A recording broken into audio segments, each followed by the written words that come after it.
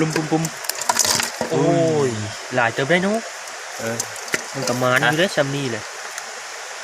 ปลากะเราได้เยอะได้กินเกี่ยวลูดเฮ้ยปลาเย็นเฮ้ยปลาเย็นว้าวน้องการเชือกคล้องนะเน็ตปลาเย็นเฮ้ย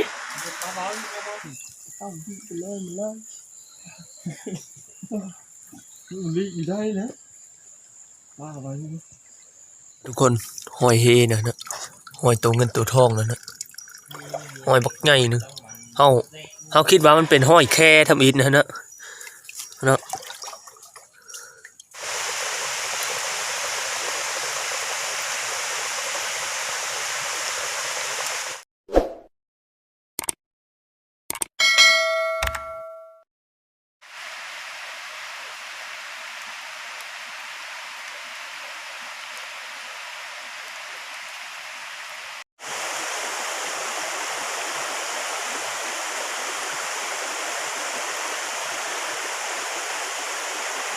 เอาทุกคนเอาหนึ่งเขาหนึ่งนำแล้วนะวันนี้นะเขาสิพาไปยามเบ็ดมื้อเช้านี่นะหนาวเท่าไรตอนนี้นี่ก็25 องศานะเขาสิพาไปลงน้ำมื้อเช้าไปเบิ้งน้ำกันเลยว่าป่าเขาสิถือบ่อนะเบ็ดเขานี่มอนกับเบาเน็ตไปก่อนเลยนะเลิกได้โตละมอนปลาหยังปลาซิวในพานปลาซิววะเกี่ยวลูดเฮ้ยปลาเย็นเฮ้ยปลาเย็นว้าวน้องการเชือกคล้องนะเน็ตปลาเย็นเฮ้ยนะคล้องเนี่ยโอ้ดังคงเต็งไส้นี่อย่ามันเต็งไส้คือไปเย็นนะคุณนะจะเอานี่ใช่ไหมเพราะว่าคุณเอาไปเดี๋ยวย่ำไฟนะพอเลยน้ำมาเยอะไปนี่หุ่นนี่ปะนี่เอาบอกเอาแต่เบ็ดเดียวเนาะแค่ไปเย็นนะเฮ้ยตัวใหญ่ตัวยืดตัวแบบโอ้ตัวใหญ่เย็นใหญ่เอาคล้องได้หมดแกงหมดเลยเนาะตัวใหญ่ที่ไหนลามไปเอียนแล้วอุ้ยทอดทั้งขั้นให้มันรูดเลยทอดเลยโอ้บงกือเฮ้ยเสื้อบงกือทื่อนะเอาเสื้อบงกือเนี่ยทื่อไปเย่เลยโอ้บลูดเลยเนาะเอาไข่คล้องมาเสื้อรถนะเย็นโอเคอันหมดแล้วเนาะอันหมดเลยวะแล้วมือหื้นอะไรจังปลดเย็นแล้วได้ตัวหนึ่งนะโอเคได้มาแล้วตัวหนึ่งบอมอนกำลังเอาปลาเสริมอยู่ทุกคนดึงขึ้นมาเหมือนเบ็ดนะเฮ้ยมันก่อยาปะโอ้ตัวใหญ่เลยเนาะ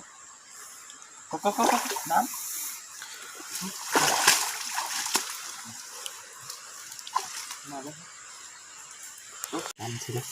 จำหรือเปล่า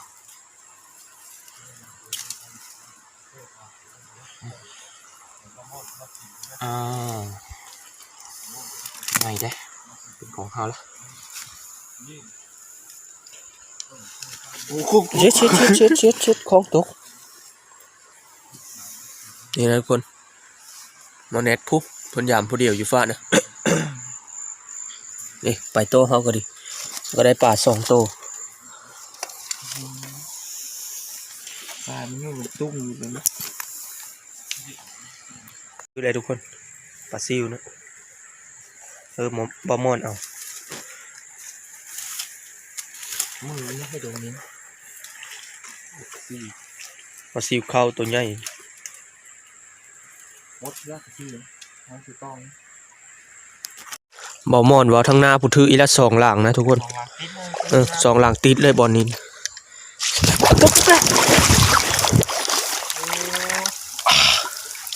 เก็บ ว้าว สินตกน้ำนะ เข้าจิ้มดิ โอ้ตลาดเลยเนาะเดี๋ยวนี้เลยมาหาเลาะวันนี้ย่านตะลมโคตรป่าตัวนี้ก่อนนะ เขาบ่มอนว่าปลาดุกใหญ่ถือเบ็ดนะเขาท่าเอาคล้องน้ำเฮาอยู่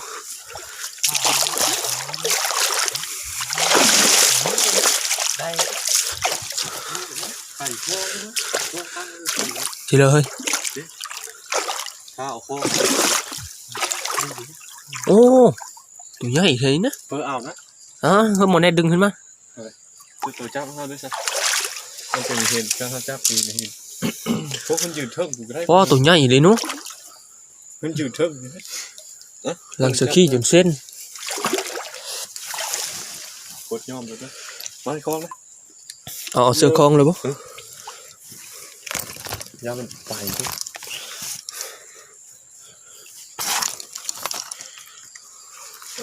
ตั้งนี้ลูก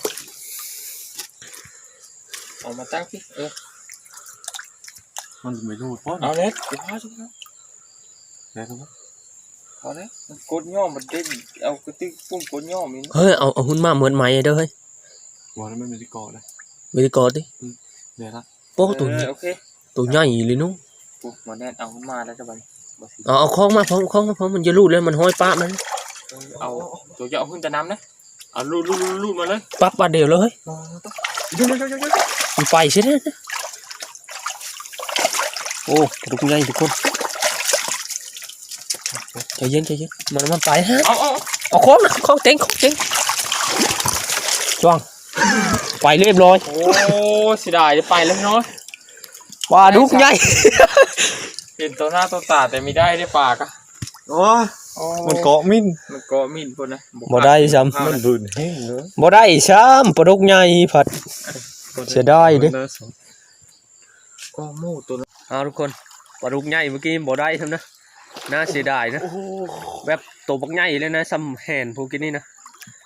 แบบมันเกาะน้อยแล้วมันดึงขึ้นมาแล้วมันหลุด ได้บ้านนี้ผ่านอยู่ได้ เลยเลิกที่บนนี้ หนาวดิ ต้องที่ไปเลยมันเลย มันลีได้นะว่าไปนี่ติดเสื้อบนดีเนาะ เด้เฮาเซอร์บอลทำมันเลย เจ้าไม่ได้ปิดไม่เสียเลยก็เพราะว่าปิดมันจะเสียเนี่ยมันจะได้ ทุกคนถือปากกังเลยนะหดย่ำมันเดิน11 12แล้วก็ปากกังก็ลงห้วยใหญ่เลยนะดิ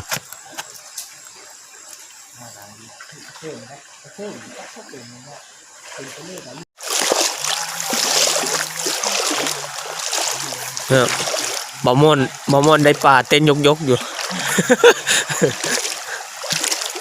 เอ๊ะดังนี้คือปากกังนี่เลยทุกคนตัวใหญ่เลยนะบะม่อนกายนี่ปากกังใหญ่ตายแล้วนี่โอ้บะม่อนได้ปลาเสริมทุกคน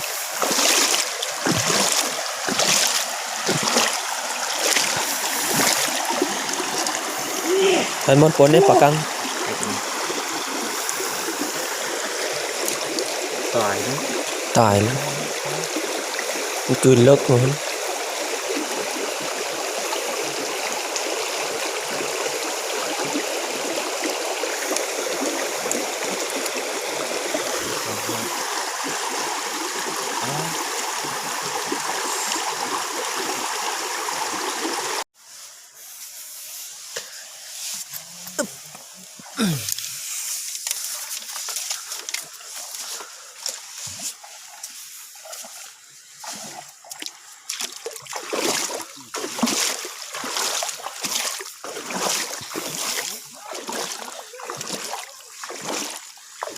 แล้วถืออันนั้นถือปลาซิว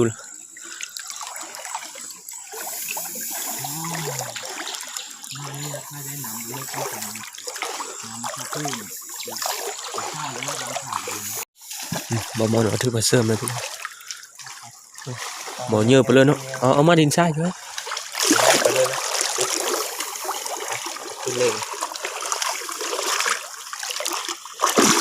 โอ้ เอ๊ะไม่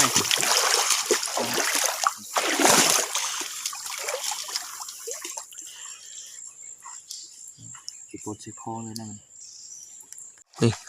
ใครได้บอลนี้ทุกคนน้ำตื้นแน่นะมาเสื้อรอบนี้นมบมานเพลอทุกคนจากมันเป็นเริ่มป่าลงวังใหญ่เหมือนแล้วบอก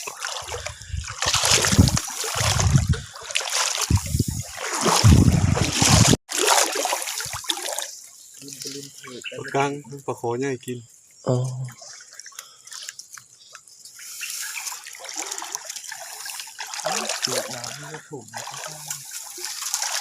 กินหินต่ำได้บ่นั้นนะมัน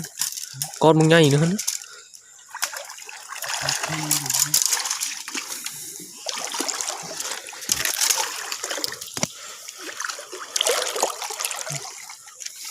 ปล่อยไม้ทั้งหมด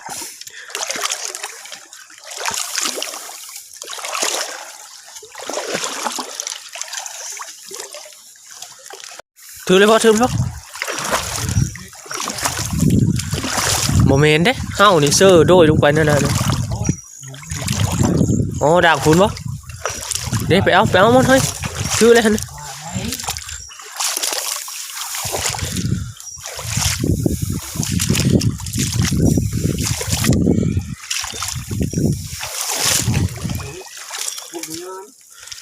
ปมโหเนี่ย มันดึงลงนั่นแล้วเฮ้ยลงน้ำพี่นะ ลูกนี่เรียกลูก ดูเลยป่ะ ลูก ขั้นเป็นบทติ่งหรือบทถือซะนะมัน แต่เลย ตัวตรงโตนะ ลูกแล้ว ลูกเลยเกี่ยวหญ้าลุ่มอยู่เนาะ จะไปเย็นกันนี่ ไม้นี่หักขวางโห้ยเลยเนาะพอดีโคเลยนะไม้บักใหญ่ เอามา โคเฮอหนูก็แต่ไต้ห้ามนะเนาะหักขวางโห้ยเลยคือปลาเสริมน้อยปะ แต่ปลาเสื่อมข้าวนี้นะได้ปลาเสื่อมตัวมือตัวเดียวกินเยอะ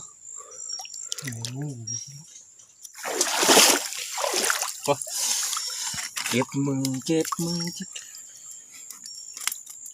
อ๋อมันฝ่ายเช่น ชัว นี่เอาตัวนี้ก่อน ป่าคลองสิเลอ นี่เดี๋ยวจับเอาแล้วนะ กล้าคัดขืนเหรอ หลายเลย เอาไหมปลาเสริม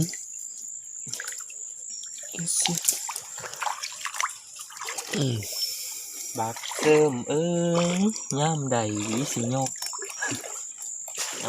ก่อน ไปต่อเลยเบ็ดเฮากับเคยอย่าเมิดเลยนะ หลาย ปากอะบดมานไปเลยรอบนี้นะตอนนี้นี่ว่างเงินใหญ่เลยทุกคนเฮาเห็นนั่นห้อยนะอีอยู่นี่นะห้อยเฮห้อยตัวเงินตัวทองนะห้อยบักใหญ่เนาะเฮาเดี๋ยวเฮาสิเฮาเบิ่งเนี่ยเฮาเห็นหมอนตอนหน้านี่ตอนเฮามาซื้อเนี่ยเฮาเห็นห้อยมันนะ ลูกนี่ตัวซี่ ทุกคนห้อยเฮนะห้อยตัวเงินตัวทองนะห้อยบักใหญ่นึงเฮาคิดว่ามันเป็นห้อยแค่ทำอิฐนะบักใหญ่เนาะห้อยเล็บมันห้อยนะวังนี้เป็นแบบมีถ้ำมีพิลลายนะเฮพิลกรรมายูนะน้ำบ่อนี้นี่ถ้ำใหญ่เลยได้ตัวนี้นี่อยู่เตอร์น้ำมัน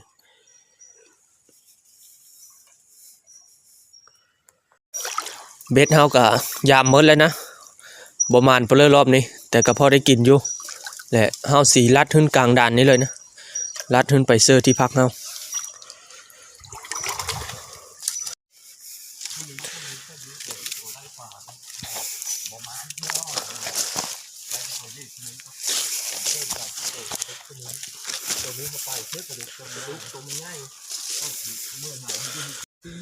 กำลังพากันย่างมือเลยนะเดี๋ยวฮอดตูบเฮาก่อนจังเฮาเบิ่งปลากันดิบ่ได้หลายไปเลยดอกแต่ก็พอได้กินบ่ได้ถือเกือบพันยางเย็บขี้ดินแฮ ยอมไปแล้วบ่ฮอดแล้วนะบัดนี้เอาสิมาเบิ่งป่าแล้วก็เอ็ดอยู่เอ็ดกินเลย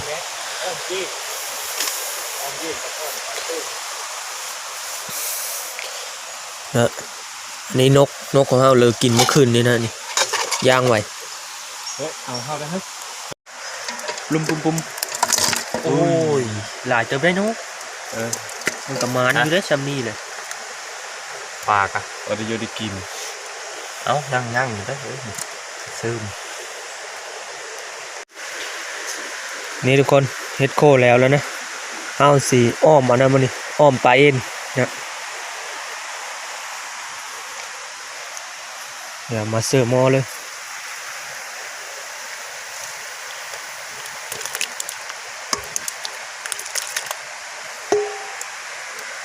เด่นกบ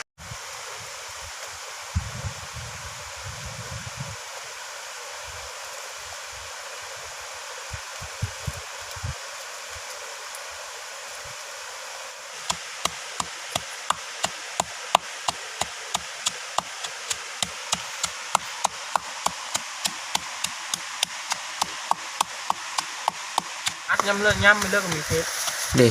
ปลาเฮานี่ก็บ่ได้เอ็ดกินหมดเด้ย่างไว้ย่างมากินมื้อแรงเนี่ยนะ เสื้อนี่มันสีนะเสื้อหาเสื้อนั่นเอง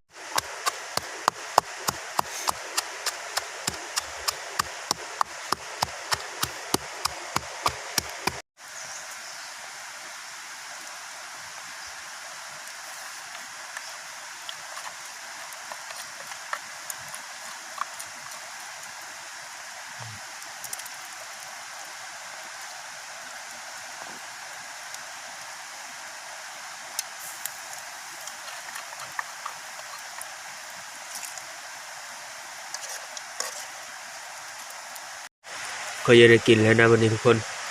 เดี๋ยวเอามาโบบเอาเบอร์พักเสื้อกะป่งลูกกินแล้ววันนี้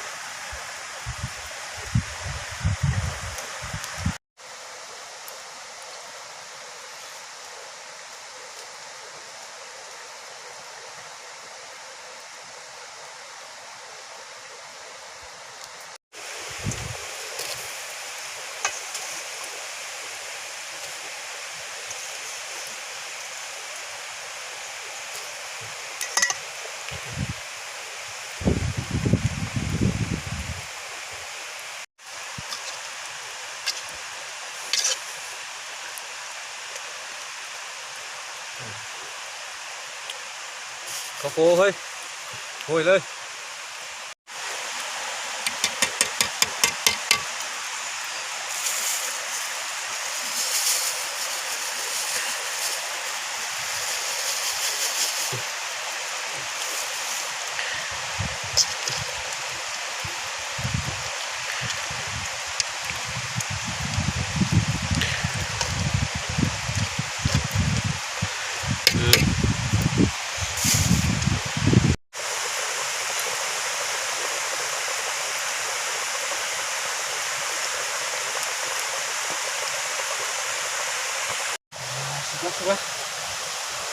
พอทีนี้บ่เฮ้ย ซ้อมเลยซ้อมมาเลย เอามันเลยบ่ติดหม้อแล้วนะแต่แทบเลยเนาะ โหม เอาปะซิมก่อนเสร็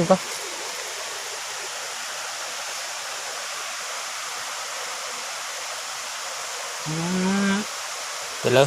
ครับหอมพอไหมเนี่ย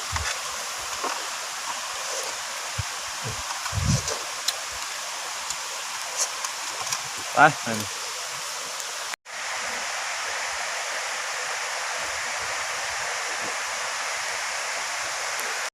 เอามากินอยู่แกงพี่นะกินอยู่ตู้เพราะมันหนาวเนาะมากินตาแดดอ้อมไปเอ็นของเฮา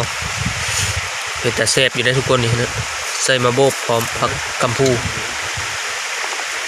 ตอนนี้นะเครื่องกระซ้ำ3 คน เอาเฮ้ย นี่เอาผักกระเมกพร้อม โอ้มาเอาละได้ต่อยแล้ว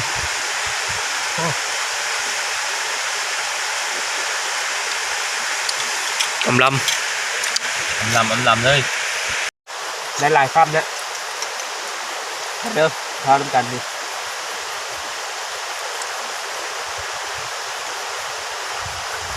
แซ่บเลยทุกคนมือ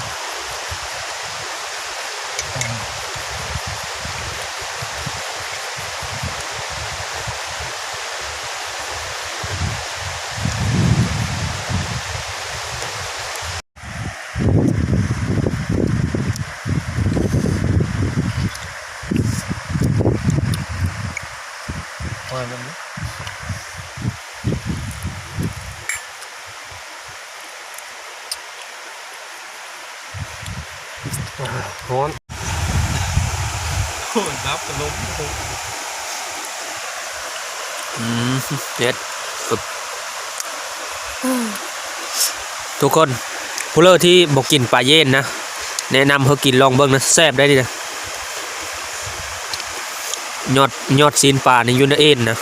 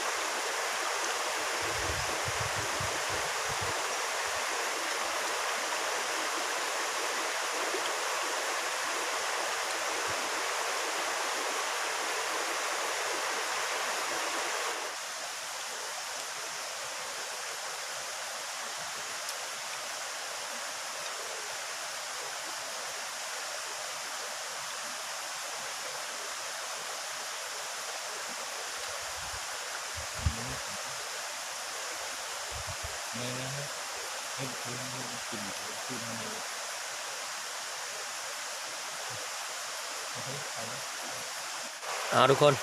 กินข้าวอิ่มแล้วนะญาติตำลังมู่เฮาก็ดิแซ่บโพดแนวกินกะเขาบะม่อนมื้อนี้กะสิไปเฟืองนกกงให้นะแต่เฮาสิบ่ได้ไปน้ำเขาเฮาสิขึ้นผู้ผู้นะมื้อนี้นะขึ้นไปหาเลาะเบิ่งเงินกงมาให้ว่ามันเป็นหรือบ่นะมาวันนี้เฮากะสิได้ฝากคลิปไว้ซ้ำนี้นะทุกคนแต่เลิกกะขอขอบใจที่เฮามาเบิ่งรับชมวิดีโอหน้าพบกันใหม่